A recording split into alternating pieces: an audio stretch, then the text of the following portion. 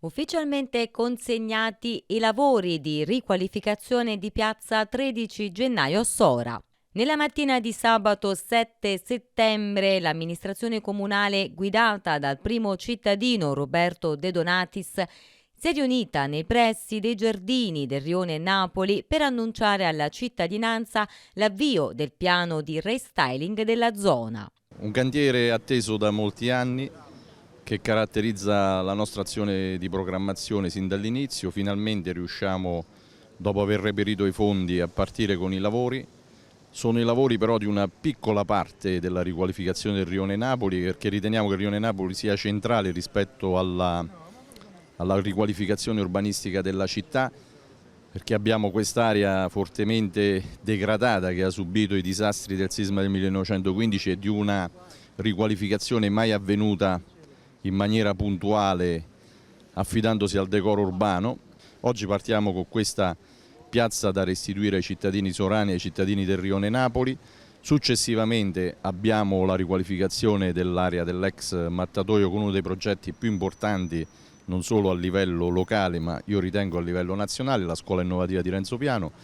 Abbiamo la riqualificazione dell'area del PRU Tomassi, finalmente un gruppo di imprenditori privati ha trovato interesse nella nostra proposta di riqualificarlo andando a destinare buona parte del compendio a una scuola, quindi a scuole sicure che devono essere anche il perno della programmazione futura della città.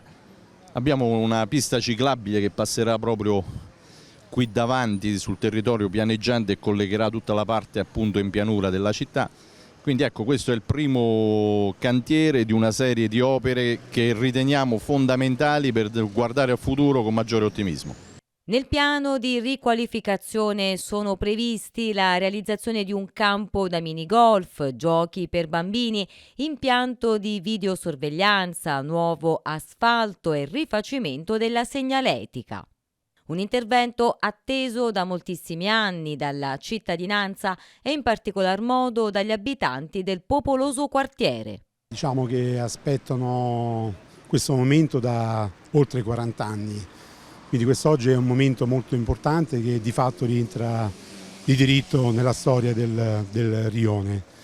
Io innanzitutto volevo ringraziare i colleghi, tutti i colleghi della maggioranza che sin dal primo giorno hanno sostenuto e creduto nelle mie idee e nella mia iniziativa. Allo stesso modo, ma non perché sia meno importante, desidero ringraziare i cittadini, i residenti del quartiere, perché abbiamo dimostrato attivamente e concretamente com'è importante la partecipazione popolare, dimostrando con i fatti che quando si coinvolge il cittadino per le scelte importanti nella vita amministrativa della propria città sanno dare i giusti consigli e danno quel giusto contributo e oggi si vede effettivamente il risultato.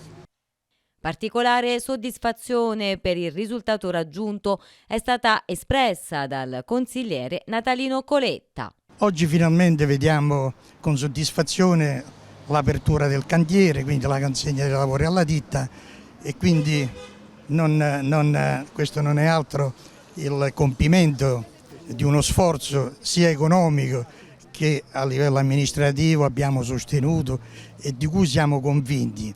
A breve partirà anche la realizzazione del minigolf che rappresenta un'altra realtà importante ai fini del vivere sociale, dell'aggregazione dei giovani e soprattutto ridare una vivibilità a questo quartiere.